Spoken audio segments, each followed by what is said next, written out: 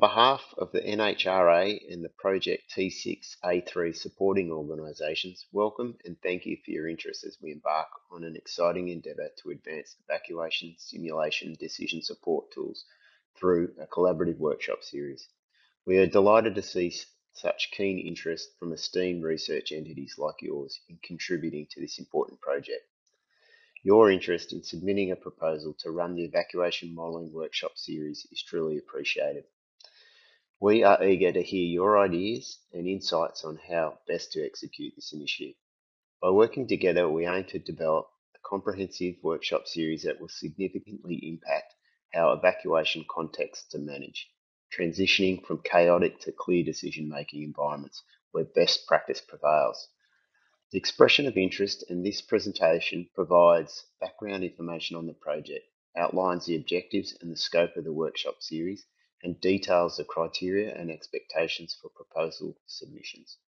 We encourage you to actively engage with the material presented and to ask any questions you may have as we collectively strive to shape the future of evacuation modelling. Once again, thank you for your interest and participation. We look forward to your valuable contributions and to forging meaningful partnerships in this important endeavour. Let's collaborate to make a difference in emergency management and our communities safer and more resilient. Imagine this, there is a major rapid onset incident that will impact multiple communities within minutes to hours with the potential for catastrophic impacts on human life.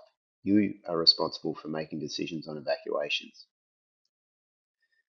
Imagine you might be asking, how do I know how people will respond to the warnings and advice that I might issue? What is the size and preparedness of the seasonal population? How quickly will people respond? What is important to them and how will this influence their behaviour? How much free capacity there is on the road network to absorb evacuees? How do I know what sequencing of community evacuation will have the least impact on the road network? Do I know how the traffic management plan I put in place will affect the safety of evacuees? How do I know which communities or parts of communities are likely to be most impacted? How do I know which communities or parts of communities have the least options for survival? What do I need to know to inform the triggers for evacuation, too late to leave, whether evacuation will save more lives, whether evacuation is an option, or where? The probability that people receiving the message might die as a result of acting or failing to act. The next few slides represent a scenario of a bushfire in the Surf Coast region of southern Victoria. 4 modelling tools are used to support decision making. Phoenix Rapid Fire, the fire spread model, Bushfire and Grass Fire Suppression Decision Support System, Seeker Evacuation Model, Human Life Loss Probability Model. The next few slides will take you through the steps the FBAN, or the Fire Behavioural Analyst, and the Incident Management Team might go through in using the tools to support tactical level bushfire response evacuation decision making. Either the local FBAN or the FBAN in the State Control Centre will run a Phoenix simulation based on the predicted weather and the reported ignition location. The model outputs will inform us of where the impacts will be, at what level they will be at, and at what time they will happen. As soon as the fire location is identified, the first attack decision support tool is activated by the FBAN. The user tells the software what resources are sent as part of the first attack. The video shows the FBAN working through the variables. The decision support tool reruns Phoenix but uses an ignition ensemble to help iron out variability. This output is cross-referenced with the FBAN or State Control Centre Phoenix output to see if they agree. The software uses the fire simulations and the inbuilt landscape factors to produce a probability of first attack success.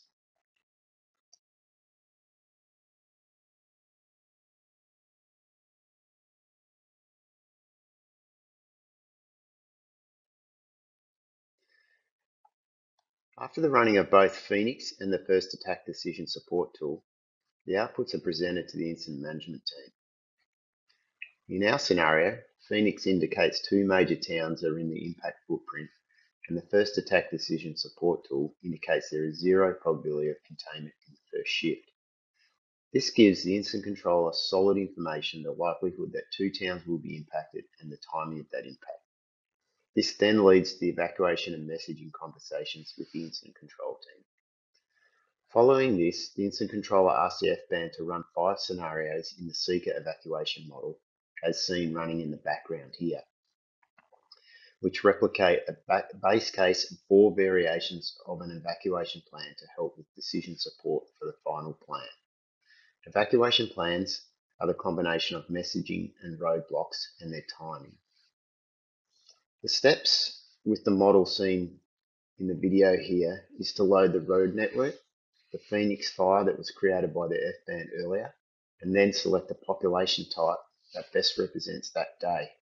In this case, I've chosen a summer holiday weekend pre-built population model for the Surf Coast and surrounds.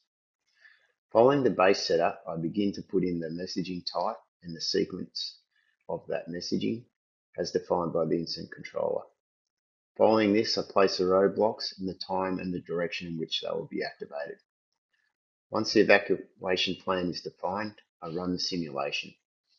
I do this for all the scenarios in the new instances of the program. After about 5 to 10 minutes, the outputs are ready. The table on the right here details the 5 scenarios and the variations tested.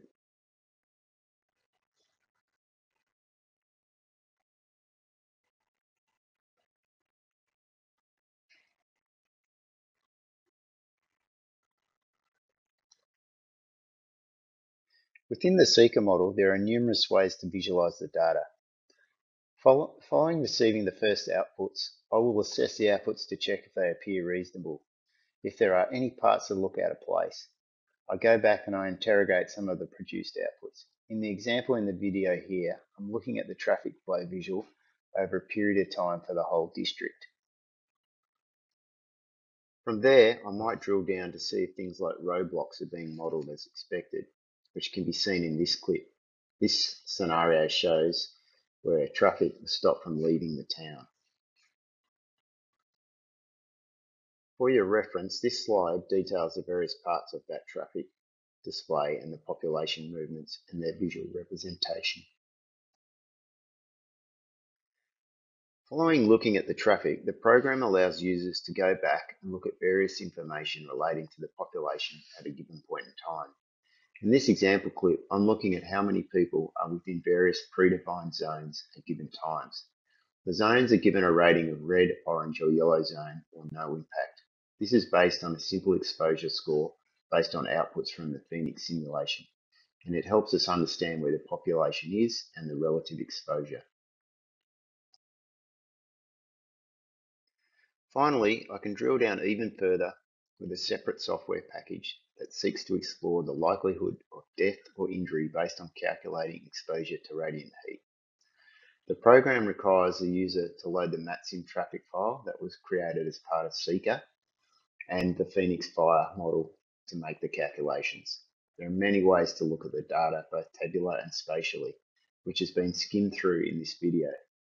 However, here the final graph shows the potential for overall loss of life of the selected scenario, which in this example sees a cumulative probability of up to 2.7. The user, should they want, can drill down as far as following the fate of one agent. After completing the desired number of simulations, the outputs can be assembled into a comparative table to simply and visually help aid the evacuation planning process. The agents in the zones are based on predefined evacuation units and their basic exposure from this fire, where the value in pink is the fine-grained analysis of potential loss discussed on the previous slide. The process time will vary, but final simulations and assessments should take in the order of 30 minutes. In this simulation, the best performing scenario in terms of minimising cumulative human life loss is scenario 5. This would be the scenario the FBAN would recommend to the incident controller and the evacuation manager for consideration.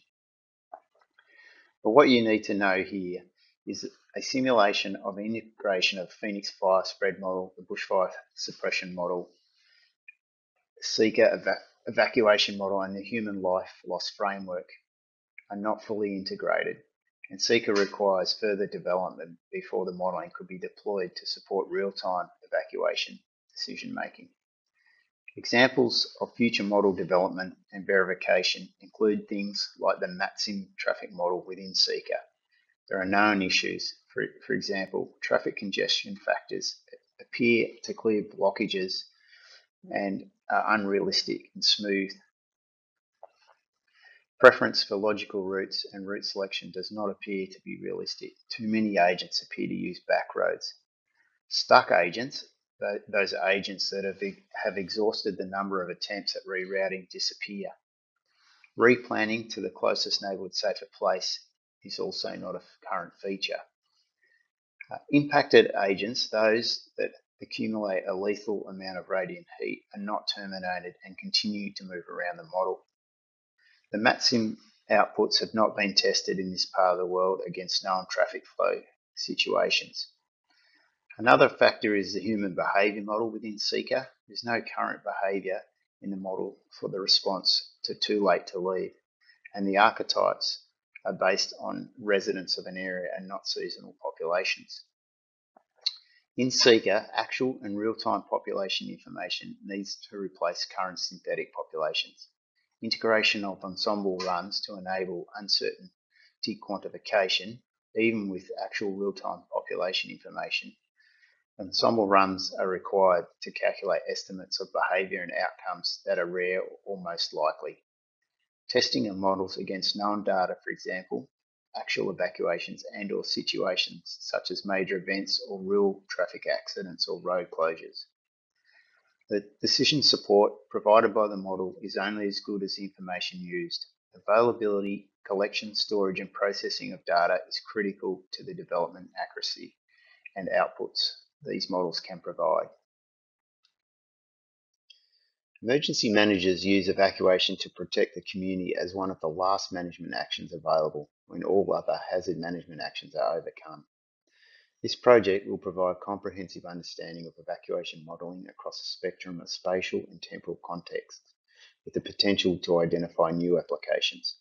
Research will leverage investment, resources and data across agencies and states to further enhance evacuation simulation decision support tool development.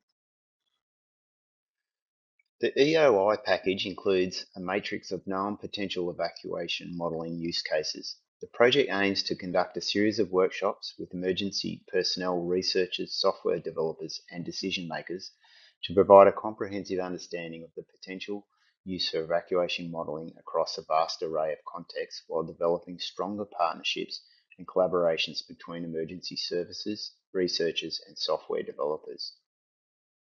The expression of interest package includes our interpretation of how advancing evacuation modelling can support transitioning evacuation decision making from chaos to clarity. We use the Cynefin framework as context. The project aim is to conduct a series of workshops with emergency personnel, researchers, software developers and decision makers to develop a nationally agreed and prioritised roadmap for developing evacuation simulation decision support tools and identifying research gaps for improving evacuation simulation decision support tools. Seeker's involvement in evacuation simulation decision support tool development began in 2013. We were wrestling with the challenges of evacuation, with the feeling that most large-scale, rapid-onset incidents have the potential for catastrophic human life. They're chaotic and responses likely to follow act, sense, respond, employing novel practices. We came across a research paper by the Optimization Research Group at NICTA titled A Conflict-Based Path Generation Heuristic for Evacuation Planning. This paper offered a solution pathway to transition from chaos to clarity. NICTA was Australia's Information and Communications Technology Research Centre of Excellence and is now known as CSIRO's Data 61. Since 2015, $1.8 million in grants have been invested in the development of safer and Seeker decision support tools. The funds listed in this table do not include in-kind contributions. Taking into consideration in-kind would approximately double the investment to $3.5 million.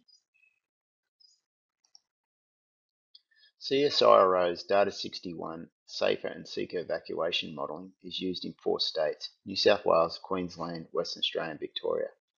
CSIRO has developed an online tool combining Safer and Seeker with Australian-wide datasets. This slide and the following 2 slides represent a past effort in 2021 of developing a roadmap for evacuation simulation decision support tool development. Feature, data asset and outputs.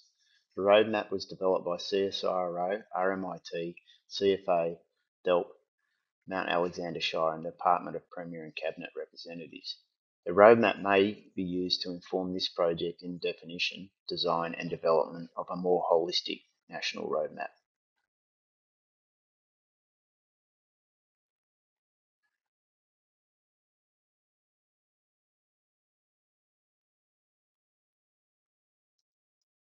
The 3 links in this slide will take you to the entry points to explore the Safer, Seeker and Wernity tools.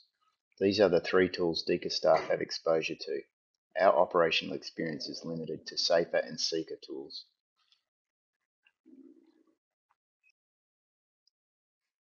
This slide provides links to the CSIRO publications relating to both Safer and Seeker.